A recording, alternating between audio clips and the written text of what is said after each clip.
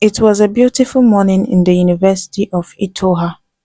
The trees were vibrant and the air was humid. There were students all over going about their business. It was Chike's second time in the environment. He was a scholarship student. Chike came from a very poor family. They could not even afford to eat one meal a day. Chike was the first of 5 children. His mother was the breadwinner. His father's job didn't bring any income. So his mother started farming vegetables and selling at the local market. Chike had only but one desire: to become rich.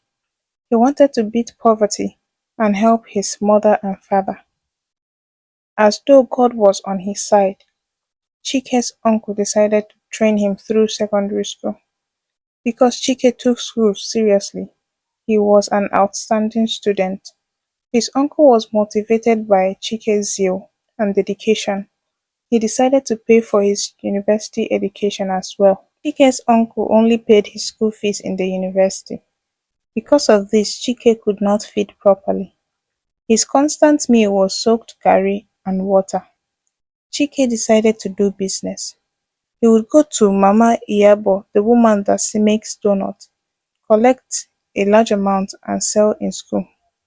He would then return Mama Iyabo's money to her. Mama Iyabo was kind enough to let Chike buy the donuts on credit. One day, in the lecture hall, Henry, one of the boys in Chike's class, came to meet him. Henry wanted to be friends with Chike so he could help him pass his exams, but Chike did not show interest in the relationship. Henry came from an average home. His mother and father were doing well for themselves. Henry enjoyed cheating people. Even as a young boy, he was very divisive. Henry was cunning. He always said he wanted to make money in an easy way. He did not believe in hard work or going through the process. He believed in quick money schemes. Henry had a friend called Eric, who was Chike's friend as well. Henry did not wait to join bad gangs in school, which was why Chike did not want his friendship. Chike's rejection of Henry's offer made him an enemy. By the second year, Chike had gotten a small space by the major road in the university. He bought an umbrella. He was now selling male and female clothing. He also had a show glass where he displayed the snacks he is selling. One day, Eric overheard Henry and his cultist friends plan to harm Chike. Eric called Chike and warned him about their plan. The next day, Chike had closed for business. He noticed an unusual movement among some guys.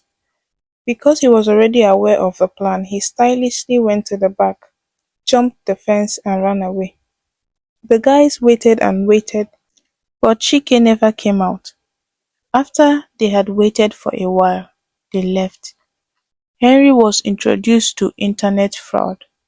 He would impersonate people and cheat on unsuspecting victims online.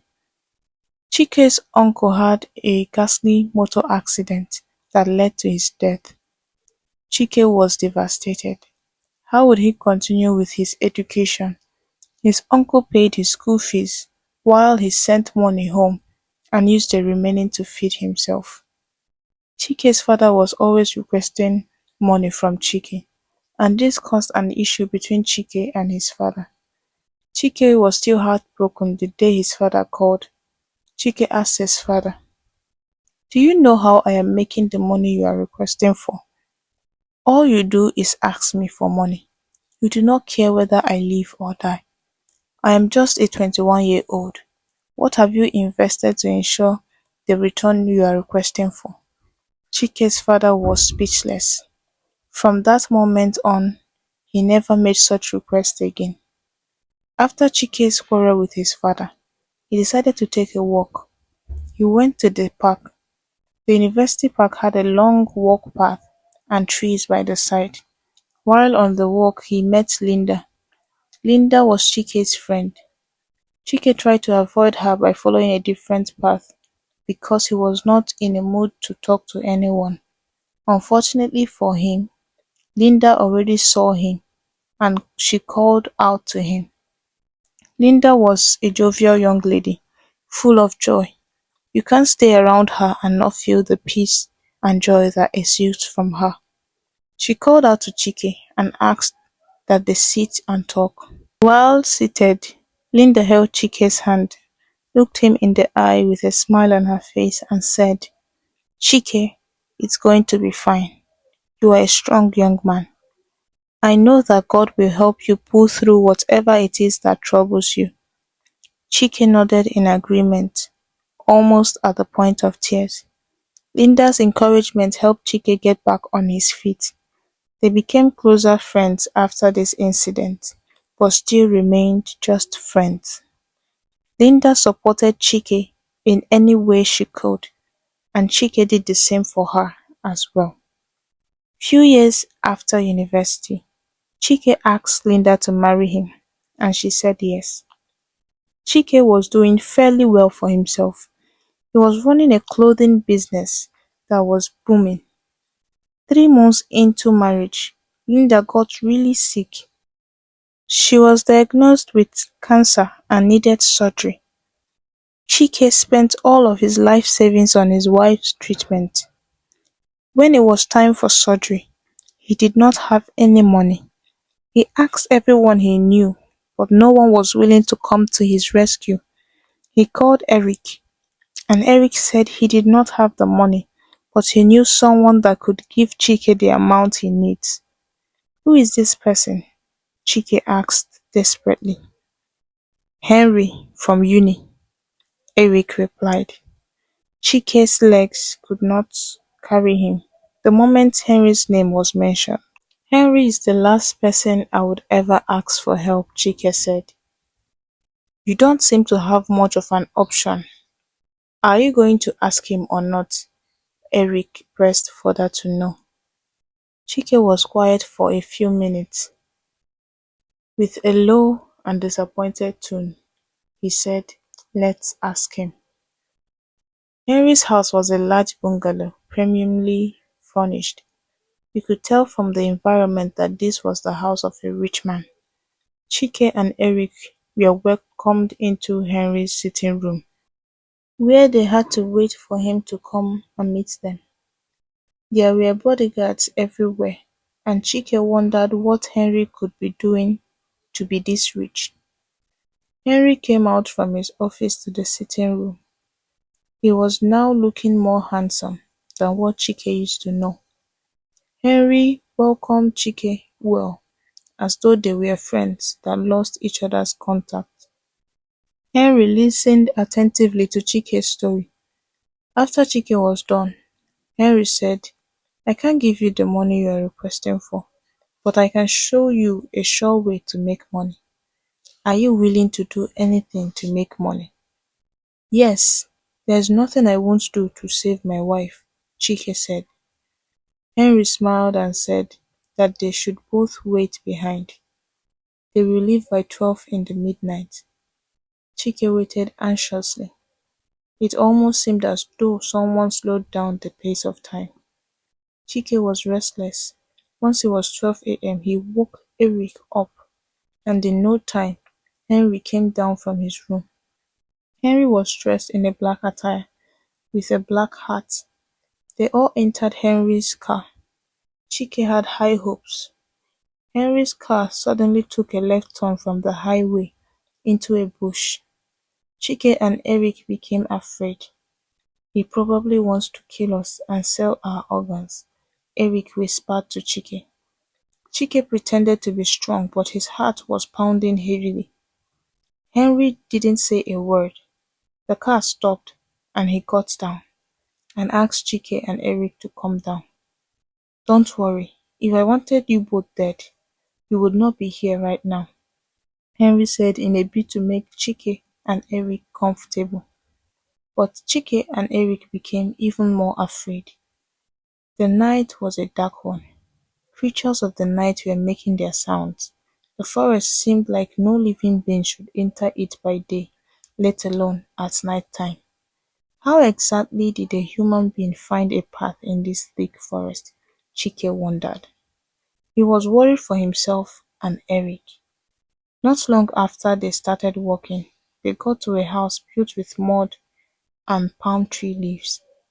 When they entered the house, they found about 8 men seated already, with one who seemed like their leader seated in the middle.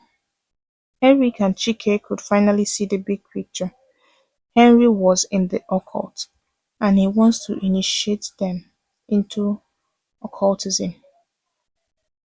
Chike wanted to leave, but the fear of being killed held him back. Henry bowed to the man in the middle and said, "These are the 2 men I spoke about."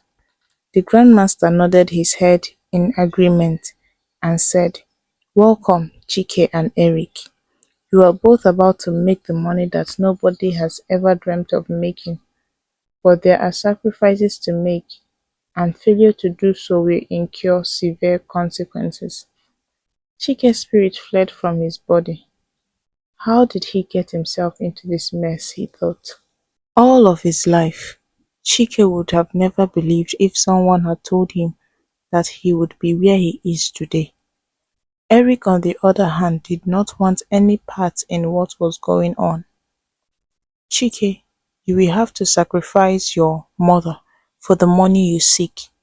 Failure to do this in 7 days will result in either your death or loss of your sanity," the Grand Master continued. "Eric, you have to get 10 virgins in the next 7 days, or you face the same consequences as your friend." It was as though someone had poured cold water on Chike. He loved his mother dearly. She had given her all so he could be the person he is today. His wife, too, was sick to the point of death, and money is urgently needed for surgery. Chike smiled and shook his head. "What a terrible fate I have," he said. Eric cried like a baby. "How do I find 10 virgins in 7 days?" he wondered. He cried to the point he was asked to leave the house. On their way home, Henry tried encouraging them. "You both are lucky," he said. "I had to sacrifice both my unborn child and wife. And that was not the end. I also cannot sleep with any woman till I die," he continued. "You will also be given a number of years to live." Eric cried uncontrollably all through their way back. Neither him nor Chike said a word till they went back home. 7 days was fast approaching, and Eric's attempt to get 10 virgins failed. He was desperate as 5 days had already gone, and he had 2 days left, and he had still not gotten even one virgin. Chike locked himself up in his room. He could never kill his mother for money. His heart was broken. He lay before God and repented of going to meet with Henry. For days he did not eat or drink any water. "Please, Lord, allow me to at least make heaven when I die," he prayed. Chike thought of suicide, but he did not go through with it. On the night of the 5th day, Chike had a dream where a man came to him and whispered something to him. This man took Chike's load in the dream and gave him a new clothing. On the 7th day, Chike was told that his friend Eric had lost his senses. Eric was mad on the streets. Chike prepared his mind, waiting for his fate. He stayed awake till midnight and did not know when he slept off. Chike's phone woke him up. Chike pinched himself to be sure he was still alive. He checked his phone and saw over 10 missed calls. He called back and a lady responded from a renowned oil company. She said they received Chike's CV and were calling him for an interview. Chike got the job at the oil company, and the job paid in millions. His wife's surgery was successful, and his mother is still alive, enjoying the fruit of her labor. And that is the end of our story. I would love to get your opinion on this story. What did you learn from the story? What moral lessons did you pick up? Please kindly share with us in the comment section down below. Please like, subscribe, and share with your loved ones. Till we meet next time. Bye.